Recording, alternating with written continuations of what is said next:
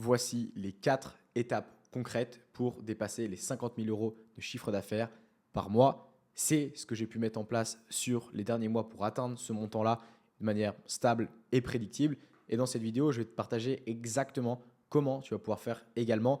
Tu verras que c'est un concept qui est simple, souvent sous-estimé et qui pourtant est le moteur principal de ce qui va te permettre d'atteindre les résultats que tu veux vraiment aller chercher. On se retrouve tout de suite sur mon écran, donc c'est normal que je regarde aussi ici.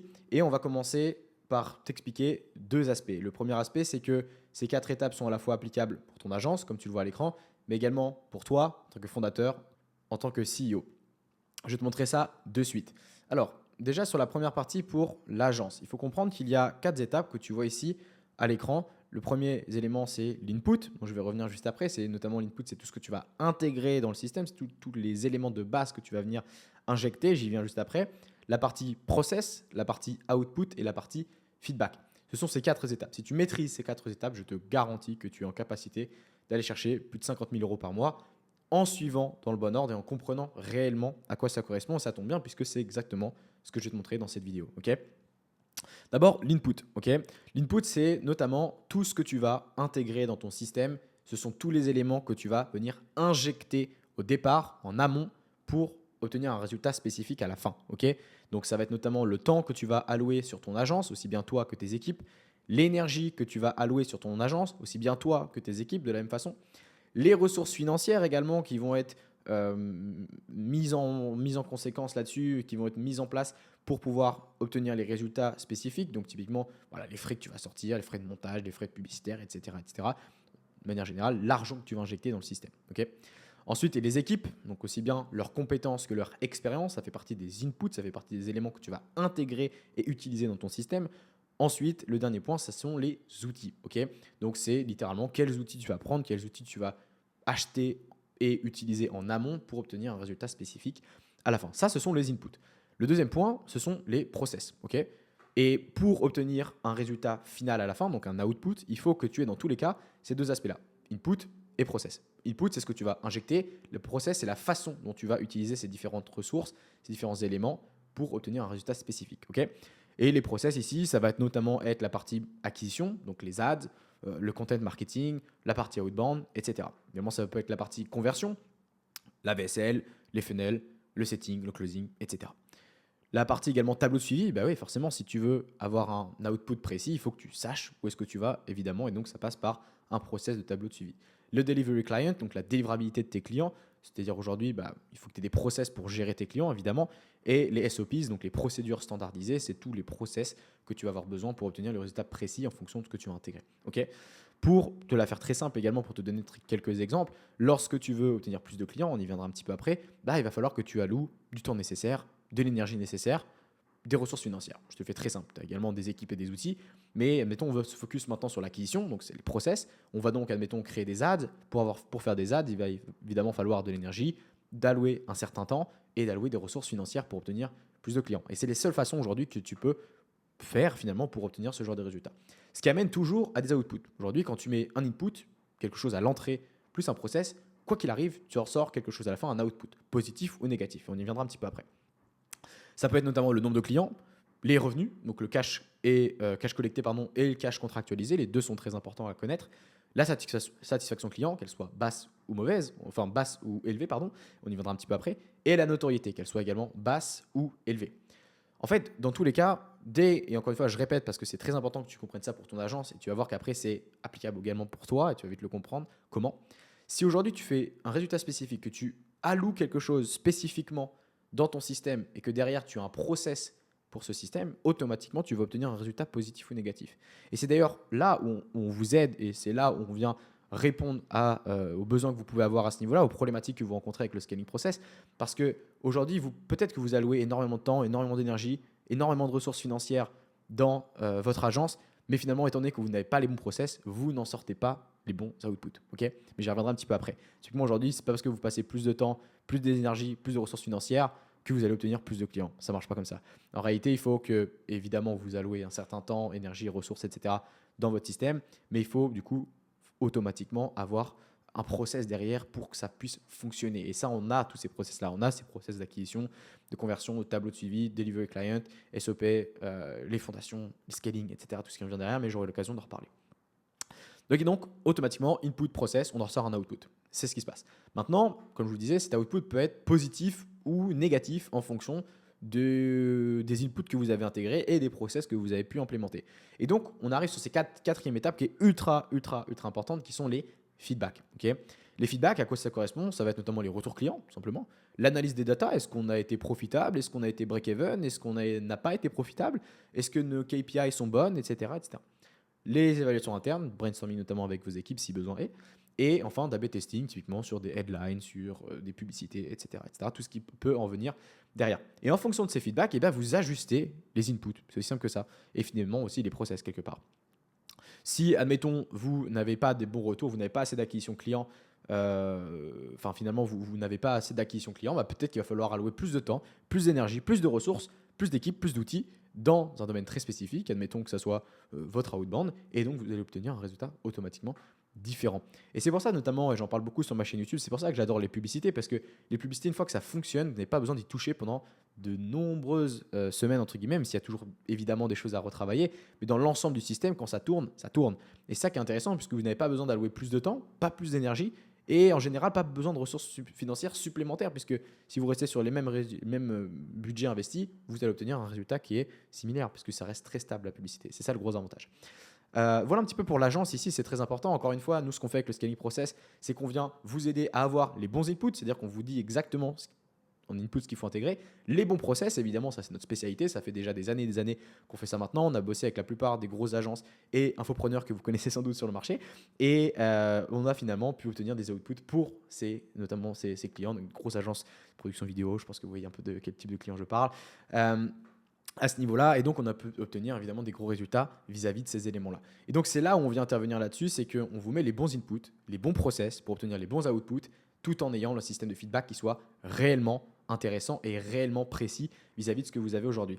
Et donc ce qui évidemment nous permet de faire en sorte que vous obteniez des résultats, parce que forcément c'est là où ça vient. Si aujourd'hui on maîtrise ces 4 étapes, on est en mesure de vous apporter des résultats de manière conséquente. Okay, très important de comprendre ça pour votre agence.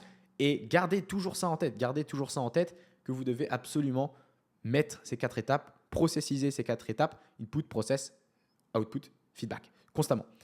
Évidemment, si vous souhaitez en savoir plus sur le scaling process, il y a un petit lien qui est dans la description. Je vous invite à aller voir, complètement gratuit. À savoir qu'on travaille notamment en partie à la performance. Donc vous ne prenez aucun risque, littéralement, à prendre cet appel et à bosser avec nous.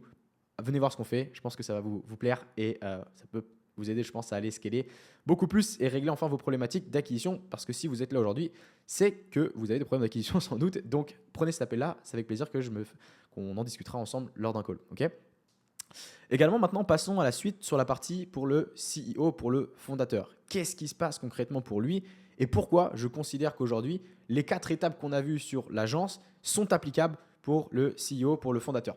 Déjà, il faut comprendre que lorsque vous êtes à moins de 50K par mois, votre système en réalité repose beaucoup sur vous et vous êtes en réalité une des variables principales de votre business. Donc, c'est-à-dire que pour vous, vous avez également des inputs que vous allez devoir créer, des process qui vont amener un résultat, donc des outputs, et sur lequel vous allez devoir mettre des feedbacks automatiquement. Et donc, c'est ça qui devient intéressant aujourd'hui, c'est que vous êtes en capacité de maîtriser ces inputs, ces process, et donc obtenir un résultat différent pour vous, qui automatiquement va se répercuter sur votre agence avec ces différents éléments. Okay, à quoi ça correspond les inputs pour nous en tant que fondateurs? Ça va être notamment l'énergie et le temps. C'est les 2 grosses principales. Typiquement, à quoi ça va correspondre? Vision et objectif, maîtrise de soi, discipline, une alimentation saine évidemment, un cercle social qui vous tire vers le haut évidemment, la gestion du temps, l'organisation de l'eau, le fait de bien boire constamment, c'est très important, l'exercice régulier, d'aller au sport régulièrement, le sommeil, la méditation et la mentalité all-in. Je parle beaucoup notamment de la mentalité all-in dans le scaling process puisque c'est aujourd'hui comment faire littéralement pour être dédié à 300% dans ce que vous faites et faire en sorte que ça fonctionne. Et ça, évidemment, on vous l'apprend dans le scaling process. Donc, encore une fois, le lien est juste en dessous. Bref. Vous avez la maîtrise sur ces éléments-là. Quoi qu'on en dise, vous êtes en pleine maîtrise sur ces éléments-là. ne me faites pas dire ce que j'ai pas dit. Forcément, il y aura toujours une petite partie qui n'aura pas la possibilité de gérer son temps parfaitement, n'aura pas la possibilité de faire un exercice régulier, etc. Même si je considère que dans 99,9% des cas, c'est bullshit. Tout le monde a 1 heure par jour pour aller au sport. Tout le monde est en capacité de manger correctement aujourd'hui s'il le veut vraiment. Tout le monde est en capacité d'améliorer son cercle social. Tout le monde est en capacité de gérer son temps correctement et d'être discipliné vis-à-vis de son boulot. Je vous assure, je sais de quoi je parle puisque bon, ça fait un petit moment maintenant que je fais du marketing. Ça fait à peu près 4-5 ans, je crois, 5 ans, un peu plus de 5 ans maintenant. Et à l'époque, j'étais encore au lycée. Donc, c'est-à-dire que je développais mon agence et on était monté à un peu plus de 30 000 euros par mois alors que j'étais encore au lycée. Donc, c'est-à-dire que je faisais 8 heures, 18 heures tous les jours et j'avais le temps de monter une agence. Donc, je suis persuadé, j'en suis intimement convaincu parce que je l'ai vécu. Vous êtes discipliné, vous avez une maîtrise de vous-même, vous avez une vision, des objectifs, vous avez une organisation qui est au top, vous savez gérer votre temps et vous mettez tous les autres éléments en place, vous êtes en capacité d'aller chercher des résultats. En particulier, si vous êtes focus à 100% sur votre agence, vous n'avez aucune excuse vis-à-vis de ça. Donc, en partant du constat que vous êtes en maîtrise de vos inputs, vous qui choisissez ce que vous intégrez là-dedans. Évidemment, ces inputs, il va falloir les processiser, il va falloir faire des actions en conséquence pour obtenir des résultats spécifiques. Dans votre cas, scaler votre agence, obtenir plus de résultats vis-à-vis de votre agence. Les process, ça va être quoi? Ça va être de déterminer quelle est la number one priorité pour atteindre la vision. C'est la première chose. La deuxième chose, c'est d'enlever évidemment tout ce qui n'est pas la number one priorité dans votre journée. Et évidemment, la dernière étape, c'est toute demande qui n'est pas la number one priorité, c'est de dire non ou tout simplement d'ignorer la demande en conséquence. Ok? C'est pas plus compliqué que ça en fait. Le process ici est très simple. Il faut juste dire non à tout ce qui ne va pas concerner et tout ce qui ne va pas servir votre objectif et votre vision. C'est tout. Et derrière, vous devez mettre les bons inputs en conséquence que je vous ai mis ici. Et automatiquement, il va ressortir des outputs, il va ressortir un résultat. C'est notamment une progression depuis la ligne de base vers l'objectif. Qu'est-ce que j'entends par là? Ça va être notamment… la ligne de base, qu'est-ce que j'entends? C'est vraiment le départ. C'est-à-dire où est-ce que vous avez commencé avant d'appliquer ces fameuses 4 étapes. Okay, et donc forcément, vous allez constater une progression, mauvaise ou bonne, encore une fois. Et ça, c'est uniquement la partie feedback qui va pouvoir nous le dire. 4e étape. Une amélioration sans doute dans différents départements que je vous ai mis juste là. Recrutement, finance, marketing, produits, pub, vente, support, culture, opération, juridique, communauté. Ce sont les 1, 2, 3, 4, 5, 6, 7, 8, 9, 10, 11, les 11 départements que vous devez avoir dans votre entreprise aujourd'hui et sur lesquels vous devez littéralement concentrer tous vos efforts. Certains plus que d'autres, évidemment, notamment au départ, vous devez vous concentrer beaucoup plus sur le produit, pub, marketing et vente que sur les autres, même si les autres arrivent très très vite après justement. Une mesure de la progression, donc au niveau des outputs, et évidemment une direction générale de l'entreprise maintenue. Est-ce que voilà, les résultats, est-ce que votre entreprise est dans le bon sens, quoi, tout simplement. En fonction de tout ça, en fonction de ce qu'on a intégré au départ, les process qu'on a mis en place pour garder ces inputs en conséquence, et de ce qu'on a ressorti des résultats, et ben on fait dans le feedback. Est-ce qu'on doit augmenter ou diminuer l'apport d'énergie et de temps? Ça va nous permettre également de mesurer les résultats par rapport à la ligne de base, parce que forcément, c'est de la data concrète. Si aujourd'hui, je fais plus de séances de sport et que je ressors des meilleurs résultats, pensez-y juste 2 minutes, c'est peut-être que c'est lié. Et d'ailleurs, j'ai une anecdote à vous raconter là-dessus. Le meilleur mois que j'ai fait lorsque j'ai relancé Scaling Process, on a fait un 0 à 50K encaissé en l'espace de 30 jours. Et finalement, ce qui s'est passé pour moi, c'est que c'était le mois où je faisais le plus de sport littéralement, puisque j'avais un combat de boxe à préparer durant ce mois. Donc, j'ai fait mon combat de boxe et j'ai fait mon meilleur mois en tant qu'agence. Et donc, c'est là où j'ai réalisé que finalement, les deux étaient quand même un petit peu liés, quoi. Donc voilà, ça me permet aussi de voir tout ça, de mesurer les résultats par rapport à la ligne de base. Et également, c'est le temps de tester une nouvelle combinaison de variables si on envoie de résultats. Encore une fois, ça marche dans le sens de scaler, ça marche dans le sens d'aller chercher plus de résultats pour vous-même, évidemment, parce que si vous mettez de meilleurs inputs, vous en ressortez, enfin avec le bon process, vous en ressortez de bons outputs, et donc les feedbacks sont positifs. Maintenant, ça marche dans le sens inverse, c'est-à-dire que si vous avez une alimentation qui est déplorable, vous ne savez pas manger correctement, vous faites n'importe quoi vis-à-vis de ça, vous avez une très mauvaise discipline, vous avez une très mauvaise gestion du temps, etc. En plus que vous n'avez pas de process vis-à-vis de ça, ne vous attendez pas à des résultats évidents, des résultats qui sont cohérents. Vous allez avoir finalement des résultats qui sont cohérents vis-à-vis de vos actions. Et ça, c'est très important de le comprendre. Et donc les feedbacks, finalement, vous allez vite vous rendre compte que en faisant ça, automatiquement, il leur sort un résultat mauvais. C'est des choses qui sont souvent très faciles à comprendre, si je peux dire ça comme ça. Ce pas des concepts compliqués que je vous partage là, et pourtant, c'est des concepts que littéralement personne n'applique. Alors que quand vous les appliquez, moi, c'est ce qui m'a permis d'aller scaler très très vite. Encore une fois, c'est ce que je vous disais, dès que j'ai relancé le scaling process, avant j'avais une agence Done for You pendant des années et des années que j'ai également scalé, avec mon ancien associé notamment. Et quand j'ai lancé Scaling Process par moi-même, j'ai fait un 0 à 50K en 30 jours parce que je mettais les bons inputs et les bons process dès le départ pour moi-même, et donc j'en ai ressorti des bons résultats, mais j'ai également fait la même chose pour mon agence, c'est-à-dire que j'ai mis les bons inputs, le temps alloué, l'énergie, les ressources financières, les bons process, et donc forcément, il a ressorti des bons résultats. Et depuis, je n'ai fait que améliorer, prendre du feedback, etc., et améliorer les autres départements de mon agence, parce que au stade où on en est, on n'a pas de problème au niveau du produit, pas de problème au niveau de la pub, pas de problème au niveau des ventes. Maintenant, c'est plus des éléments qui vont concerner le recrutement, les finances, l'opération, le juridique, etc. Vous en êtes peut-être pas encore à ce point-là, ou peut-être que vous l'êtes déjà, mais réfléchissez toujours en termes d'input, process, output, feedback. Ce sont toujours, constamment, les 4 étapes que vous devez avoir en tête. J'espère que c'est clair à ce niveau-là. J'espère que vous comprenez aussi ce principe-là. C'est très très important. Je sais que ça paraît bête. Peu de personnes vont vraiment se dire, OK, il faut que je mette les bons inputs, les bons process pour ressortir les bons résultats, les bons outputs, et avec un système de feedback derrière. Et pourtant, je peux vous assurer que ceux qui font ça sont ceux qui vont avoir des résultats. Encore une fois, je le répète, petit lien qui est dans la description pour découvrir le scaling process et ce qu'on fait exactement. Prenez un call avec nous, c'est totalement gratuit. On marche à la performance en partie. Donc, allez voir ce qu'on fait. Prenez votre call avec nous. On se fera un plaisir de vous détailler tout le plan d'action pour voir aujourd'hui scaler votre agence high ticket ou bien votre business de coaching. Ça marche aussi pour vous. Allez voir tout ça parce que je pense que ça peut être intéressant à ce niveau-là. Également, pensez à vous abonner. Ça fait toujours extrêmement plaisir. Ça nous motive à continuer les vidéos.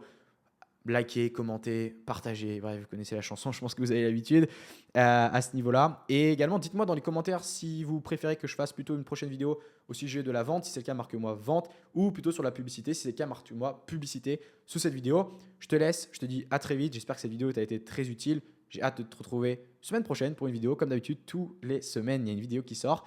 Je te dis à très vite. Prenez soin de vous. Ciao, ciao.